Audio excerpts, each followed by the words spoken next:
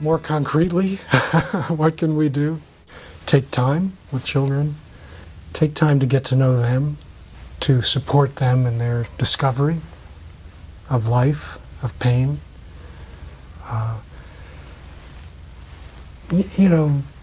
Reflecting on things that strike them. Discussing, being in dialogue with them.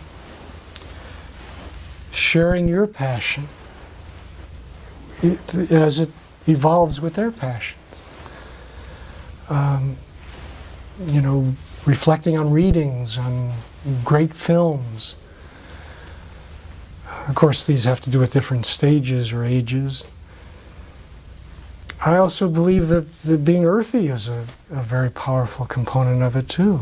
Getting down in the muck and mire with your kid, rolling around in it, rolling on the grass together, or, playing ball together and really being a part of that. Allowing yourself to be a whole-bodied person together. Having the trust that you can really open up to each other in those ways. Mm-hmm. And at the same time recognize that you're separate people with separate needs, separate stages of development.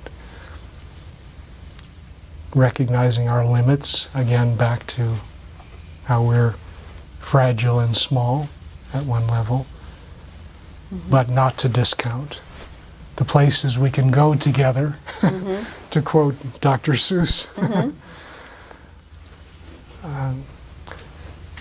So those are some ways. I also feel like travel together is really important. Spending time. I made sure to have time with my son on our special trips.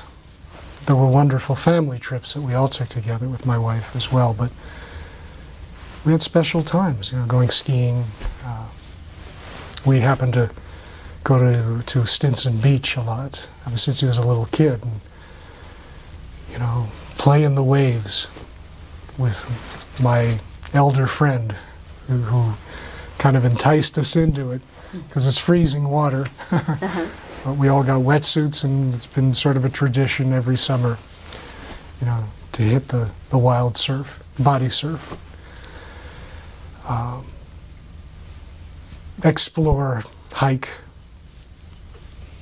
explore nature. I think so much of it really is about taking time to appreciate what's evolving between you and the child, and the child's curiosity. You're talking about a parent being very present. Yeah, that's the word. That summarizes it. Yeah, presence. Which means having to slow down enough. Yes, and put your devices down enough. Put your devices down. To really engage. Engage, yes. Presence is at the crux of cultivating a sense of awe. I'm really glad you said that word, because I meant to say it. I want to say that, yeah. Yeah. And in order to have presence as a parent or anyone, you need to develop it yourself, right? And that's where those helpful witnesses come in so powerfully. Mm-hmm. Yeah. And that's where our whole culture needs to shift, it seems to me, to enable that kind of presence to permeate the home much more.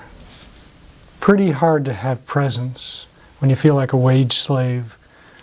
You feel like you're working for the man or woman, as case may be, or just robotically performing functions in your cubicle all day, interacting, relating with computers, text messaging. I'm not saying it's all bad. It has its uses, it has its functions. It's too much. It's making us forget. And it's also, I think, in some way entrancing us or putting us asleep.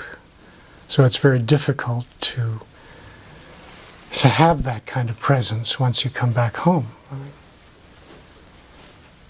it's probably the last thing that many parents want to engage in. They're tired, want to watch TV or want to, go to sleep. It's understandable. It's a whole cycle, how everything kind of feeds back into itself.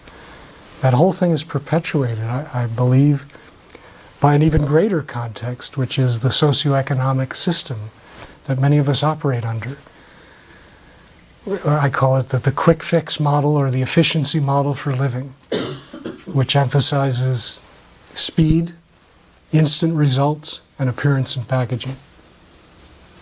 And there you have many of the levels of functioning in this culture, including psychology, unfortunately. And Depth kids are getting- therapy is kind of, in some ways, going the way of the dinosaur, for example.